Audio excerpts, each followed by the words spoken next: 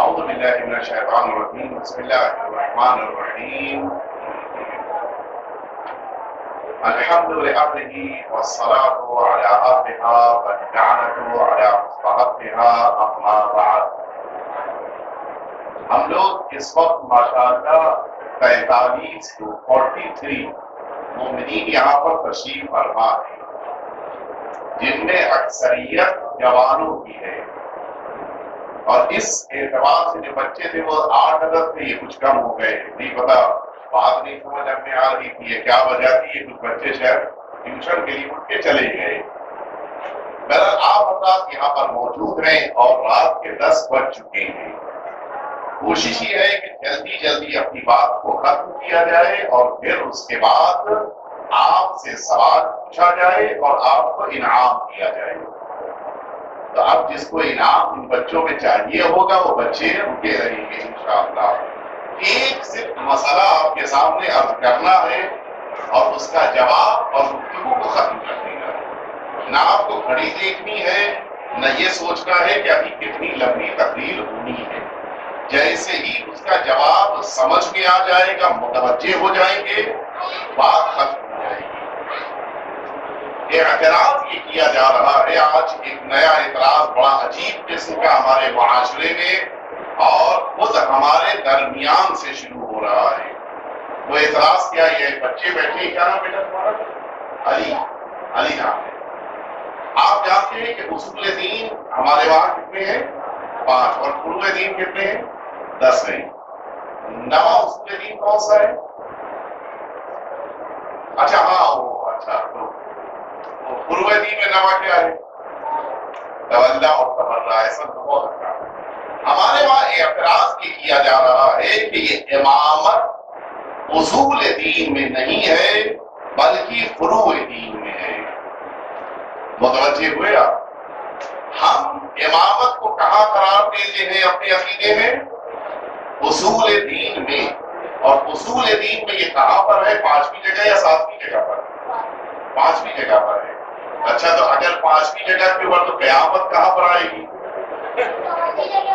4تھی جگہ پر امامت ہے اور دوسری جگہ پر عدالت ہے۔ بہت اچھا۔ یہ جو ہمارے پاس اصول دین میں امامت کا عقیدہ شامل ہے، بعض آج یہ اعتراض کر رہے ہیں کہ یہ امامت کا نظریہ، عقیدہ نہیں، امامت کا نظریہ اصول دین میں نہیں ہے، فروع دین میں ہے۔ اور اس کی دلیل یہ دے رہے ہیں کہ روایات کی، چونکہ ہمارے درمیان سے یہ بات اٹھ رہی ہے کہ بالکل بے بنیاد، غلط اور باطل ہے۔ اصول دین میں امامت ہے اور یہ نبوت کے بعد اللہ رب العزت نے قرار دیا ہے، لہذا اب یہ تصور ہی غلط اور بیجا ہے کہ اسے ہم کھینچ کے لے کر جائیں اور پورے دین پہ قرار دیں۔ جس طرح سے نماز ہے، روزہ ہے، حج ہے، زکوٰۃ ہے، خمس ہے، جہاد ہے، باقی ساری چیزیں ہیں، انہی کے درمیان یہ امامت بھی ہے۔ وجہ کیا ہے؟ ریزن یہ بیان کیا جا رہا ہے کہ چونکہ روایات کی دنیا میں بہت سی روایتیں ہیں کہ جن روایتوں میں امامت کا ذکر نماز روزے کے ساتھ آیا ہے۔ مثلا ایک روایت میں عرض کروں جو ہمارے اور آپ کے چھٹے امام امام جعفر صادق ہیں، مولا سے بات ہوئی ہے کہ بنی الاسلام علی 5، اسلام کی بنیاد 5 چیزوں پر، جن میں سے ایک الصلاۃ، دوسری روایت کی ترتیب سے پڑھو تو الصلاۃ والصوم والحج والزکوٰۃ والولایہ۔ تو یہاں پر اس ولایت کو نماز، روزہ، حج، زکوٰۃ کے بعد 5ویں مرحلے میں رکھا گیا۔ اس کے معنی جس طرح سے نماز ہے، جس طرح سے روزہ ہے، جس طرح سے حج ہے، اسی طرح سے یہ انسان کے لیے ولایت اور امامت بھی ہے کہ مثال کے طور پہ اگر کوئی نماز پڑھتا ہے، روزہ نہیں رکھتا، روزہ نہ رکھنے کا گناہ گار ہے، نماز پڑھنے کے لیے ثواب مل جائے گا۔ اسی طرح سے نماز، روزہ، حج، زکوٰۃ اگر اختیار کیا اور پھر اگر ولایت کو نہیں مانا، امامت کو نہیں ایکسپٹ کیا، تو کون سا مسئلہ ہے؟ یہ اعتراض کیے جاتے ہیں۔ کون سا مسئلہ ہے؟ جیسے نماز روزہ کر لیا تو اس کا ثواب مل گیا تھا، اسی طرح سے ولایت کی نماز دینے کی بنا پر انسان کی یہ ایک مطالبہ جو اللہ نے اس سے کیا تھا، اس کی بھرپائی نہ کرنے کی بنا پہ اس میں عقاب ہو جائے گا، تو نماز روزہ تو اس کا قبول ہو جائے گا۔ جبکہ حقیقت یہ ہے کہ نماز، روزہ، حج، زکات، خمس، جہاد، یہ جتنے بھی 10 عدد آپ نے بیان کیا تھا نا، یہ جتنے بھی ہیں ان میں سے کوئی بھی وقعت نہیں رکھتا اگر کسی انسان نے توحید کا انکار کر دیا ہے، کوئی ویلیو اس کی نہیں ہے۔ اگر توحید کو نہیں مانا تو نماز، روزہ، حج، زکات سب بیکار۔ اچھا کوئی ایک ایسا انسان مل جائے کہ جس نے اللہ کے رسول کو نہیں مانا، بڑا پکا نمازی ہے، ماشاءاللہ سے پیشانی کے اوپر اس کے گھٹے کے نشان بھی موجود ہیں اور اچھی خاصی اس کی حیات ایسی ہے کہ جس کو دیکھ کے کہا جا سکتا ہے کہ بڑا پکا مسلمان ہے، لیکن کچھ دنوں بعد پتہ چلا وہ تیاگی نکل گیا۔ تو آپ کیا کہیں گے؟ کیا اس کی نماز، روزے، حج، زکات، خمس، جہاد، ساری عبادتوں کو اللہ قبول نہیں قبول کر سکتا؟ کیوں؟ اس لیے کہ اللہ نے جب اپنی توحید کو بندوں پر فرض کیا ہے، اسی طرح سے ان بندوں پر رسالت کو بھی لازم قرار دیا ہے۔ اگر رسالت نہیں ہے تو توحید بے فائدہ ہے۔ اب توحید کے بعد رسالت کو بھی اگر کسی شخص نے قبول کر لیا ہے اور اب وہ ڈائریکٹ قیامت نکل آ رہا ہے، درمیان میں امامت کو نہیں مانا، نتیجہ کیا ہوگا؟ نتیجہ یہ ہوگا کہ جس طرح سے توحید کے ماننے کے باوجود رسول کو نہ ماننے پر نماز روزے کا فائدہ نہیں ہے، اسی طرح سے رسول کو بھی مان لینے کے باوجود اگر امامت کو نہیں مانا ہے تو پھر میدان محشر میں یوم ندعو کل اناس بامامہم، قرآن مجید کہہ رہا ہے میدان محشر میں امام کے ساتھ بلایا جائے گا۔ اور یہ انسان اگر امامت کے عقیدے کے بغیر گیا، من مات فلم یعرف امام زمانہ مات میتۃ جاہلیہ، یہ انسان اگر امامت کے عقیدے کے بغیر دنیا سے جا رہا ہے تو موت مسلمانوں کی نہیں ہے، جاہلیت کی موت ہے۔ اور جاہلیت کی موت کے معنی یہ ہے کہ جتنی بھی عبادتیں ہیں ان میں سے کوئی بھی عبادت قابل قبول نہیں ہے۔ میں عرض کروں آپ کی خدمت میں، اللہ رب العزت، بات میں اختتام تک آپ کو لے کے آ رہا ہوں، اللہ رب العزت نے ساری عبادتوں کا ایک مرکز بنایا ہے، اور یہ مرکز انسان کا عقیدہ۔ اگر عقیدہ صحیح نہیں ہے تو پھر یہ عبادت صرف ورزش کہلائے گی، عبادت نہیں بن پائے گی۔ عبادت کو عبادت اگر سمجھ قرار دیا ہے تو عقیدہ صحیح ہونا چاہیے، اور اس عقیدے میں سب سے اہم عقیدہ وہ ہے کہ اگر اس عقیدے کے ذکر کو پیغمبر لوگوں تک نہ پہنچائے تو نتیجہ یہ ہے کہ پیغمبر کی ساری ذمہ داریاں جو آج تک پہنچائی ہیں، سارے پیغام جو آج تک پہنچائے ہیں، وہ سارے پیغام قرآن کی نگاہ میں کیا اعلان ہے کہ اگر اس پیغام کو نہیں پہنچایا تو پھر آپ نے کچھ بھی نہیں پہنچایا۔ نتیجہ یہ ہے کہ یہ ایک پیغام اتنا اہم ہے کہ رسول اللہ کی رسالت کا سارا مسئلہ اسی پر منحصر ہے، یہ نہیں پہنچا تو کچھ بھی نہیں پہنچا، یہ اتنا اہم ہے۔ اب آگے جو میں بس اپنی بات کو میں نے سمیٹ کے آپ کے سامنے عرض کر دیا کہ حقیقت یہ ہے کہ ساری عبادتوں کا مرکز عقیدہ ہے، اور عقیدے کا مرکز یہ ولایت ہے۔ اگر یہ ولایت ہے تو ساری عبادتیں ہیں ایکسیپٹیبل، ورنہ پھر تو عبادت نہیں ہے۔ آئیے بس جلدی سے میں نے ختم کر دی اپنی بات کو، صرف اس مثال کے ذریعے سے بات کی آپ کے ذہن تک پہنچا دینا ہے۔ عید آ چکی ہے اور آ رہی ہے، کون سی قریب زیادہ ہے؟ جو گزر گئی وہ زیادہ قریب تھی ہے جو آ رہی ہے؟ جو آ رہی وہ زیادہ قریب۔ کتنے دن باقی ہے؟ صرف 10 دن۔ بکرے آگے آپ کے علاقے میں کیا لگتا ہے؟ ابھی تقریباً 20-21 دن ہمارے پاس باقی بچے ہیں کہ جن میں ہمیں اپنے عید کی تیاری کرنی ہے۔ عید کا دن جب آئے گا کیا کیا کرنا ہے ہم کو؟ کپڑے بھی پہننے ہیں، نماز بھی پڑھنی ہے جو واجبات میں سب سے بڑا واجب ہے، نماز عید سب سے امپورٹنٹ ہے۔ ساری عبادتوں کے طرف توجہ ہے، نماز عید واجب نہیں ہے، کہیں بچوں کو شبہ نہ ہو جائے. عید کے دن جہاں سوئی کھانی ہے، بکرا قربان ہونا ہے، نیا کپڑا پہننا ہے، وہیں ایک اور بڑا اچھا عمل ہے جو خاص طور سے ہم یو پی والوں کے درمیان پایا جاتا ہے. وہ کیا ہے؟ بچہ تیار ہوگا، تیار ہونے کے بعد نماز بھی پڑھ کے آ جائے گا، وہ ڈھونڈے گا کہ گھر کا بزرگ کہاں ہے. کیوں؟ عیدی لینی ہے. لینی ہی نہیں، دینی بھی پڑتی ہے بھائی. اپنے سے چھوٹوں کو دینا بھی پڑتا ہے، نہیں دیتے آپ؟ ہاں ماشاء اللہ سے اپنی چھوٹی بہن کو دیتے بھی ہیں. ایک بچہ اپنے گھر میں داخل ہوا، یہ امید ہے کہ اس کو آج عیدی میں پوری توجہ رہے اس مثال میں. بچہ اپنے گھر میں داخل ہوا اور یہ طے تھا کہ اس کو اس گھر میں جس کو وہ آداب کرے گا، پلٹ کر وہ جواب نہیں دے گا، عیدی دے گا. اور آج پورے گھر میں بیٹا سنو بھائی تو مثال دے رہا ہوں، آج گھر پر کیا رہی. اگر اس گھر میں یہ طے ہو جائے کہ آج اسے جتنی عیدی دینی ہے وہ ہاتھ میں دینے کے بجائے یہ وائٹ بورڈ موجود ہے، اس پر پین سے جائے عیدی لکھ دے. یہاں پہ ہے نہیں، یہاں سے بھی طے کر دے رہا ہوں، ورنہ عید بھی تو نہیں ہے. آج عید کے دن جس کو جو عیدی دینی ہے وہ اس کے اوپر جا کر لکھ دے. بچہ گیا اپنے ڈیڈی کو اس نے آداب کیا، وہ اٹھے اپنی جگہ سے اور وہ گئے، انہوں نے وہاں پہ جا کے 0 لکھ دیا.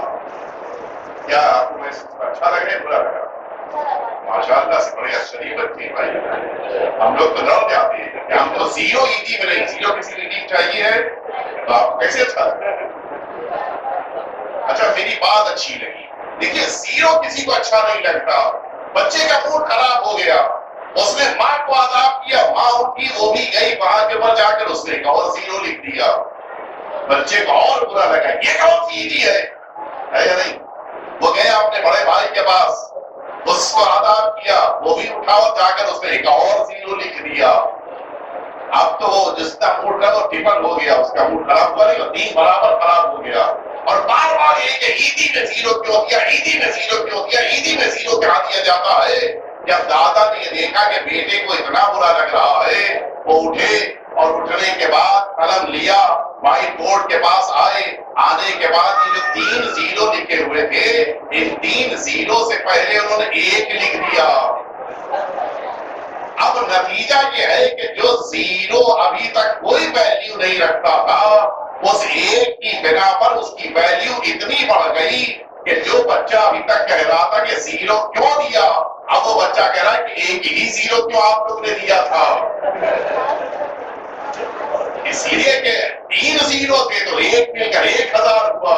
اگر 2 1 0 اور بڑھ جاتے تو 10,000 ہو جاتا، 1 لاکھ ہو جاتا، 10 لاکھ ہو جاتا، بڑھتا نہیں بڑھتا.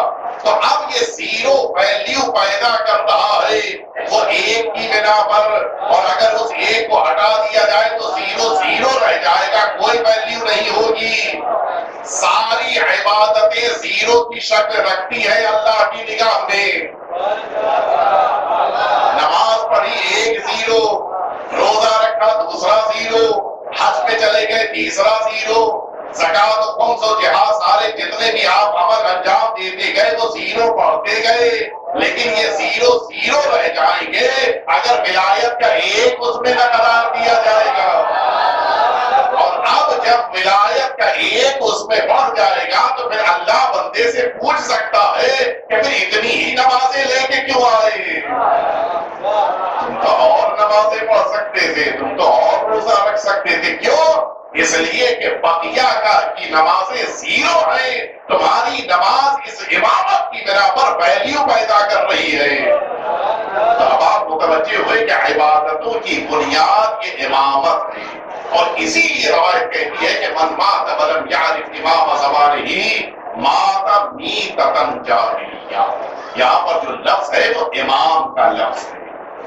یہاں پر مسئلہ عمل کا نہیں ہے، مسئلہ عقیدے کا ہے. اور اسی لیے اگر انسان کی عبادتوں میں کچھ تھوڑی بہت کمی رہ جائے تو ابھی جیسے ہمارے قبلہ عرض کر رہے تھے آپ کے درمیان، میراث میں سے 1/3 انسان کہہ کے چلا گیا تھا، اب وہ چیریٹیز ہو رہی ہیں، نیکیاں ہو رہی ہیں، 1/3 کے ذریعے سے لوگوں کے درمیان اچھائیاں انجام پا رہی ہیں، قبر میں سونے والے کو ثواب مل رہا ہے.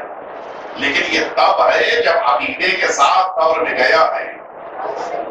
2 لاکھ کتابیں آپ چھپوا دیجئے، بات عقیدے کو قبر میں صحیح نہیں کیا جا سکتا، لیکن عمل کی دنیا میں اگر تھوڑی بہت کمی رہ جائے تو اس کمی کی بھرپائی خود انسان کے لیے بھی ممکن ہے، اولاد کے لیے بھی ممکن ہے۔ لہذا اس عقیدے میں ہم اپنی امامت کو اصول دین میں قرار دیتے ہیں، جو اللہ نے قرار دیا ہے اس کا تعلق فروع دین سے نہیں ہے۔ لہذا عبادتوں سے امامت کو نہ ٹکرائیے۔ امامت کی عظمت اتنی ہے کہ اللہ انبیاء کو یہ عہدہ عطا کرتا ہے، اللہ رب العزت رسولوں کو یہ عہدہ عطا کرتا ہے، ہر رسول کے پاس بھی امامت کا عہدہ ہے۔ اللہ رسولوں کو اور انبیاء کو یہ عہدہ اور منصب عطا کرتا ہے، اور اسی کی بنیاد پر میدان محشر میں اللہ اپنے بندوں کی عبادتوں کو قبول کرے گا۔ ایک دفعہ مجھے کے سوالات بھیجنے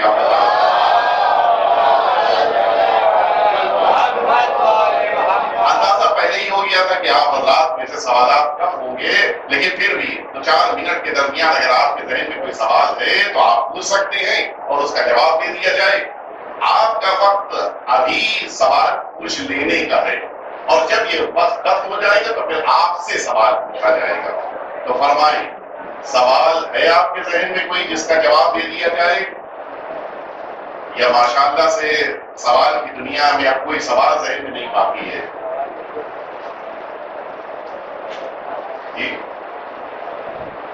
نہیں پتا آپ کے درمیان کوئی ہے نہیں۔ میں نبا گاؤں جاتا تھا اپنے طالب علمی کے دور میں مجلسیں پڑھنے کے لیے، اور نماز کے بعد مصلے پہ بیٹھ جاتا تھا سو رہے کہ کوئی سوال پوچھیے، تو کوئی سوال نہیں پوچھتا تھا۔ 4 محرم تک کسی نے سوال نہیں پوچھا۔ 5 محرم کو میں نے کہا کہ اب میں سوال پوچھتا ہوں، اور ہم لوگ کے زمانے میں تعلیم میں سب سے زیادہ اہم شکیات نماز کے مسائل ہوتے تھے کہ ان کو آبزرو کرنا بھی مشکل ہوتا ہے، اور اگر کوئی پوچھے سمجھانا بھی مشکل ہوتا ہے۔ میں نے 1-2 سوال جو شکیات نماز سے پوچھ لیے۔ آپ یقین جانیں اگلے دن سے لوگ طے کر کے آتے تھے کہ انہیں پوچھنے کا موقع نہیں دیں گے، ہم پوچھ لیں گے۔ آپ فرمائے آپ سے پوچھا جائے کہ آپ پوچھیں گے؟ جی تو آپ شرم کو توڑ دیجیے۔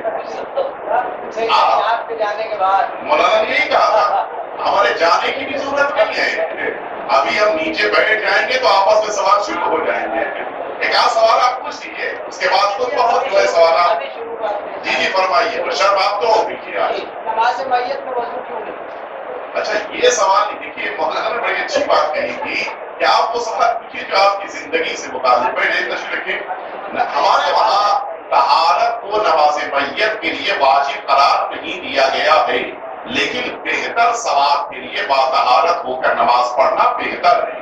بہت سی ایسی عبادتیں ہیں کہ جن عبادتوں مثلا قرآن مجید کی تلاوت ہے، قرآن مجید کی تلاوت میں وضو شرط نہیں ہے، لیکن اگر وضو کے ساتھ قرآن مجید کی تلاوت کر رہا ہے تو ممکن ہے کہ اس کا ثواب اور بڑھ جائے۔ وہی صورتحال ہے کہ نماز میت کے موقع پر بھی طہارت کی شرط نہیں ہے، لیکن طہارت کے ساتھ اگر اس عبادت کو اختیار کریں گے ثواب زیادہ ہے۔ جی فرمائیں، اور کوئی سوال؟ مولانا ایک سوال آپ لوگوں کی طرف سے پوچھ رہے ہیں، سن لیں آپ حضرات کا سوال سن لیں بھائی۔ آپ کا سوال ہے کہ جو مولانا پوچھ رہے ہیں آپ کی طرف سے، فرمائیے۔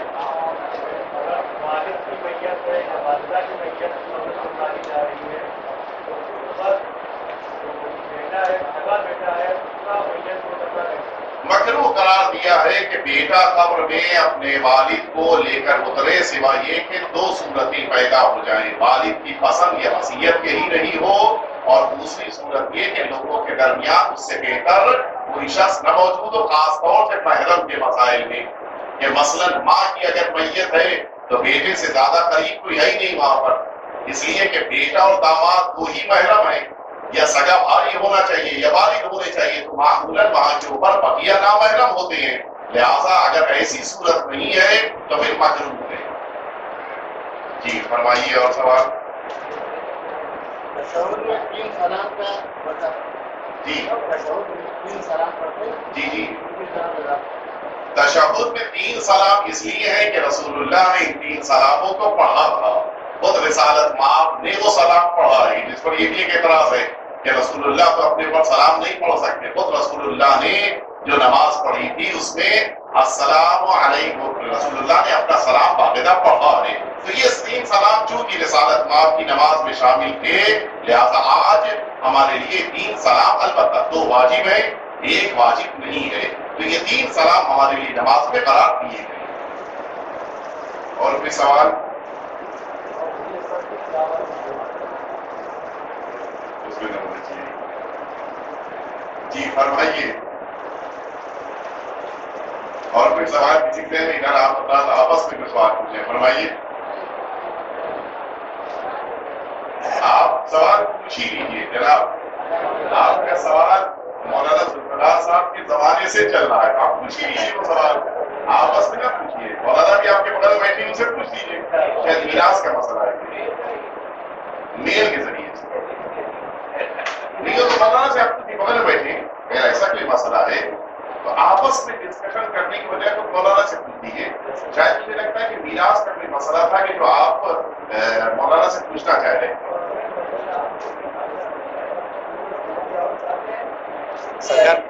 ایک مسئلہ مجھے ابھی نیچے سے کسی نے واٹس ایپ کیا ہے، وہ آپ سے میراث کے سلسلے میں کہ اس وقت شہر کے اندر عام طور سے یہ ہو رہا ہے کہ عورتوں کو لون جو ہے وہ کم بیاج پہ ملتا ہے، تو لوگ پراپرٹی خریدتے ہیں کم بیاج کی وجہ سے بیوی کے نام خریدتے ہیں.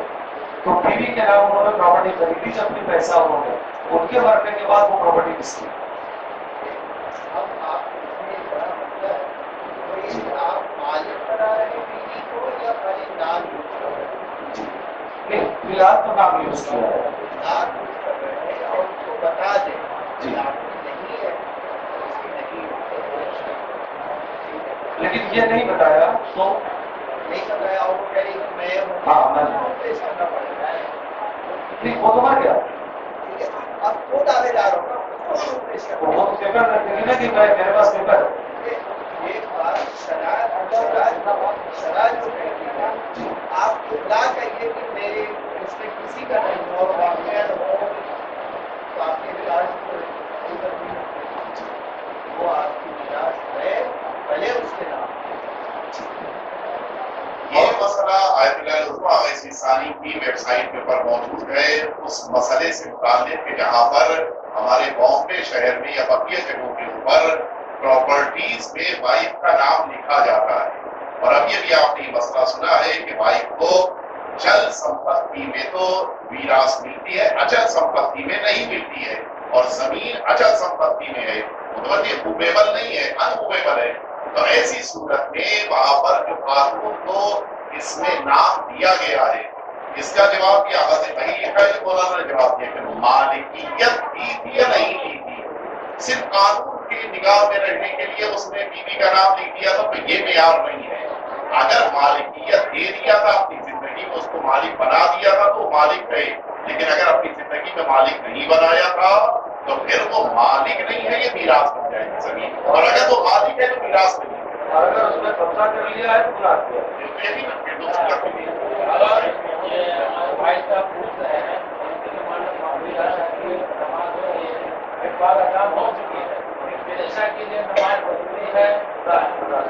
ہمارے مراجع کرام کے درمیان اختلاف ہے، اور صرف آیت اللہ العظمیٰ علیہ ثانی کی نگاہ میں اگر نماز کے درمیان اتنا زیادہ فاصلہ نہیں ہے اور معمولی فاصلہ ہے کہ جو نافلہ نماز کا فاصلہ ہے اور دعا کا فاصلہ ہے، تو پھر اگلی نماز کے لیے اذان نہیں ہے، نہ ظہرین میں اور نہ مغربین میں. لیکن اگر فاصلہ زیادہ ہے، بہت سارے اوقات ہوتا ہے جیسے بہت سارے علاقوں میں بیچ میں افطاری کی جاتی ہے ماہ مبارک رمضان میں، لمبا فاصلہ ہے، تو پھر اگر عشاء کی نماز ہے تو اس کے لیے اذان ہے آیت اللہ العظمیٰ علیہ ثانی کے وہاں. بقیہ مراجع کے وہاں اذان دینے میں کوئی تعارض نہیں. دو اذان بہت سارے اوقات ہوتی ہے، بعض اوقات 10-20 اذان بھی ہو سکتی ہے. ایک مسجد کے اندر 5 آدمی اذان دے رہے ہیں، ایک اذان مرکزی ہو رہی ہے، 4 اندر اذان، اس میں کوئی مشکل نہیں ہے. بھائی ہم لوگ نماز پراتا پڑھتے ہیں، لیکن نماز پڑھنے کے بعد پھر دوبارہ نماز کو پڑھتے ہیں، پھر اس کا اذان پکار کے پھر نماز اقامت پڑھتے ہیں. مرادہ نماز اور آدھا نماز اکیلے پڑھتے ہیں گاؤں میں جماعت جی نہیں جی ہے. جی بیچ میں فاصلہ زیادہ ہو رہا ہے. میں نے عرض فاصلہ کیا زیادہ کیوں ہوا؟ اب مغرب کو پڑھا عصر کی نماز دیکھیے پھر سے میں دوہرا دیتا ہوں، شاید آپ کو توجہ نہیں ہے. پھر سے میں دوہرا دیتا ہوں، مسئلہ سن لیجیے آپ لوگ. آیت اللہ العظمیٰ غیث ثانی کی نگاہ میں اگر دو نمازوں کے درمیان معمولی فاصلہ ہے، معمولی فاصلے کی مثال بھی لکھی انہوں نے، یعنی لوگ نافلہ نماز پڑھ رہے ہیں اور چھوٹی موٹی دعا پڑھی جا رہی ہے، تو یہ معمولی فاصلہ ہے، تو اگلی نماز کے لیے اذان کی ضرورت نہیں ہے، اقامت کہیں گے. لیکن اگر زیادہ فاصلہ ہو رہا ہے دو نمازوں کے بیچ میں، مثلا بیچ میں افطار دی جا رہی ہے، تو پھر ایسے موقع پر اگلی نماز کے لیے اذان دینی ہے. نہیں، اذان اگر دے دی گئی تو کوئی حرجہ ہے؟ اذان ہے نہیں وہاں پہ، ثواب نہیں ہے. اذان ہے ہی نہیں وہاں پہ. ایک بے قسم مستحب کی نماز ہے، اس میں اذان نہیں ہے، تو آپ اذان دیں گے تو پھر ثواب. بھائی ہم نماز مغرب سے پڑھ کے جی تسبیح پڑھ لیا، دعا مان کے، اس کے بعد پھر ہم عشاء کی نماز پڑھنے جا رہے ہیں. اگر اذان ہم نے دے دیا تو کس لیے اذان دیا آپ نے؟ اللہ کی خوشنودی کے لیے اور یا اپنے دل کی رضایت؟ بھائی ہم اللہ کی ہاں تو اللہ خوش نہیں ہوا نا، وہاں پہ اس نے نہیں رکھی ہے اذان. اللہ کی خوشنودی نے رضایت وہاں پہ جہاں پہ اللہ قرار دے اس شے کو، یہاں پہ اللہ نے نہیں رکھا. اب جیسے ہم لوگ کو نہیں معلوم تو آپ ہاں یہ الگ بات ہے. ابھی آپ دیکھیے بہت سے میں مساجد میں تقریباً نہیں ہے اذان. مثال طور پہ خاص مسجد میں آئیے آپ، مغرب اور عشاء کے بیچ میں اذان نہیں ہے. وہ جب مسجد میں آپ چلے مغرب اور عشاء کے بیچ، ہم کو یاد ہے آیت اللہ العظمیٰ غیث پوری کے زمانے میں باقاعدہ اذان ہوتی تھی چونکہ ان کی اجازت تھی. لیکن آج چونکہ آیت اللہ العظمیٰ غیث ثانی کی نگاہ میں اجازت نہیں ہے، یعنی ان دو نمازوں کے بیچ میں زیادہ فاصلہ نہیں ہے، لہٰذا اذان نہیں ہے، لہٰذا اذان کی ضرورت نہیں ہے. جی اور فرمائیں. جی صدر میں ایک جگہ دیکھا کہ میت جا رہی تھی، اللہ کی رحمت. دو بندوں کو لیے ہیں، ایک لگا چاہا کہ میت کو بندہ سادہ نہیں روک دیا گیا، اس کو مولانا صاحب نے روک دیا. شاید کوئی وجہ نہیں ہوگی. بیٹا جو ہے آپ کو ملا ہے. ہاں ہاں وہ جو شرعی طور کے اوپر اولاد کے لیے وہ ایک الگ بحث ہے، اس میں روکنے کی ضرورت نہیں ہے، بتا دینے کی ضرورت ہے. ایسا کوئی مسئلہ شرعی طور پہ حرام حلال کا نہیں ہے. بسا اوقات تو اور بیٹا ہی ہوتا ہے جو ٹھانسا دیتا ہے، تو سرکار امیر المؤمنین کا ٹھانسا تو بیٹے نے دیا ہے. منع ہمارے روایتوں میں ہے کہ اولاد اپنے باپ کو قبر میں نہ اتارے. اس کی میں نے ابھی بھی عرض کیا کہ دو صورتوں میں اتارنا بھی صحیح ہے کہ جب اس کے مسئلہ انسان تو وہی ایک بیٹا بچا ہے، باپ نے بھی وصیت کر دی تھی، باپ نے کہا تھا کہ میرے قبر میں مجھے اتارنا.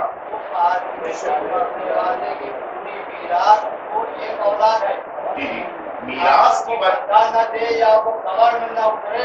یہ مسئلہ نفرت کا نہیں، مسئلہ محبت کا ہے. چونکہ وہ اس وقت زیادہ غمزدہ ہے، زیادہ اس وقت غمزدہ ہے، زیادہ اس پر غموں کا پہاڑ سب سے زیادہ اس پورے مجمع میں کون غمزدہ ہے؟ بیٹا. تو اب اگر اس کو یہ کام بھی دیا جائے گا تو اس کے لیے بھاری میت کو اٹھانا، بھاری میت کو قبر میں اتارنا اس بوجھ کے ساتھ، یہ بوجھ بھی اس کے لیے مشکل تھا. تو یہ تو شریعت کی طرف سے لطف ہے، شریعت کی طرف سے شفقت اور محبت کی بنا پر ہے، جس میں کوئی شرط غربت کا مسئلہ نہیں. ایک سوال سرکار، ایک سوال کروں. جی جی آپ اتنی دور چلے گئے ہیں کہ نماز قصر ہے آپ نے. ایک سوال سن لیجیے، ایک سوال سن لیجیے، ان کا اچھا سوال ہے. آپ اتنی دور چلے گئے کہ نماز قصر ہے آپ پر، اور آپ وہاں جماعت ہو رہی ہے، آپ نے جماعت سے نماز پڑھ لی، آپ کو یاد نہیں رہا کہ نماز اگر پوری پڑھ لی، آپ کا وظیفہ قصر تھا اور آپ نے پوری پڑھ بھولے لی سے ہے، پوری پڑھ لی، تو اور آپ کو دوبارہ قصر نماز آپ واپس اسی جگہ پر آ آپ گئے. کے پاس اگر یاد آئے نہیں، آپ پورا سوال سن لیں. جی ہم ایسی جگہ پہنچ گئے کہ جہاں پر نماز قصر تھی، جی جی اور وہاں جماعت ہو رہی تھی، نماز پڑھی اور بھولے سے پوری پڑھ لی. جی جی پھر ہم ایسی جگہ واپس آ گئے جہاں نماز قصر نہیں تھی، ہمارے پر واجب تھی، اس پہ کیا فتویٰ؟ ہم کو یاد آیا اسی درمیان، یعنی مثلا 4 واپس آنے کے بعد یاد آیا. 5 گھنٹے ایک نماز کا وقت ہوتا ہے، 2 گھنٹے کے اندر واپس آ گئے آپ. جی واپس. اگر آپ واپس آ گئے ہیں تو آپ کو نماز پوری پڑھنی ہے. وہ نماز جو آپ نے پڑھی تھی وہ وظیفے کے خلاف پڑھی تھی، وہ یاد وہ بھولے سے. نماز جو تھی آپ کی قصر پڑھنی تھی، آپ نے پوری پڑھ لی ہے. ہاں. ابھی آپ وہ واپس آئے تو آپ کو پوری نماز پڑھنی پڑے گی، کیونکہ وہ نماز نہیں ہوئی ہے. فرمائیں کوئی سوال جلدی سے، بیٹا آخری سوال لے لیجیے، بس اس کے بعد ہم آپ کو سوال کریں گے. اس لیے کہ آپ سورہ بقرہ شروع کریں گے تو جیسے ہمارے مولانا صاحب نے کل یہ مسئلہ بیان کیا تھا کہ عہد پیغمبر میں رسالت پاک کے زمانے میں ایک امام صاحب نے نماز میں سورہ بقرہ شروع کیا، پیچھے کھڑا ہوا انسان بھاگ گیا. ہمارے وہاں سرکار امیر المؤمنین کی جو رسالت پاک نے وصیت کی تھی اس میں ایک جملہ تھا کہ صلی صلاۃ اضعافہم، اور یہی جملہ مولا نے جب مالک اشتر کو بھیج رہے تھے تو اس خط میں بھی لکھا تھا کہ جا رہے ہو صلی صلاۃ اضعافہم، ان کے درمیان سب سے کمزور کا خیال کرتے ہوئے اپنی نماز کا اقامہ کرنا۔ اب کوئی ایک بوڑھا انسان ہے، کوئی ایک شوگر کا پیشنٹ ہے جسے مثلا آدھے گھنٹے میں واش روم جانا ہوتا ہے، آپ سورہ بقرہ شروع کر دیں تو وہ تو اس درمیان 4 بار جا کے واپس آ جائے گا۔ نماز میں نہیں، نماز کے علاوہ، نماز کے بعد نہیں۔ سورہ فاتحہ پڑھنے کا ایک بہت بڑا فائدہ یہ ہے کہ قرآن کا ثواب اس مرحوم کو مل جاتا ہے اور پڑھنے والے کو بھی فائدہ ملتا ہے، تو بڑی تاکید ہے کہ مرحومین کے لیے انسان سورہ فاتحہ پڑھے۔ اور ہمارے وہاں ایک دستور بڑا اچھا ہے کہ 3 دفعہ قل هو اللہ احد پڑھا جاتا ہے۔ یہ قل هو اللہ احد، ایک قل هو اللہ احد 1/7 قرآن یعنی تقریباً 10 پارے کا ثواب رکھتا ہے، تو اگر 3 بار آپ نے پڑھ لیا تو 3 برابر ہو گیا، یعنی ایک پورا قرآن بن گیا۔ تو 3 دفعہ قل هو اللہ احد پورے قرآن کا ثواب رکھتا ہے، لہذا الحمد اور پورے قرآن کا ثواب دینے کے لیے مرحومین کو اس طرح سے اصال ثواب کیا جاتا ہے، اس کے اپنا ثواب دے دیجیے۔ اللهم صل على محمد وآل محمد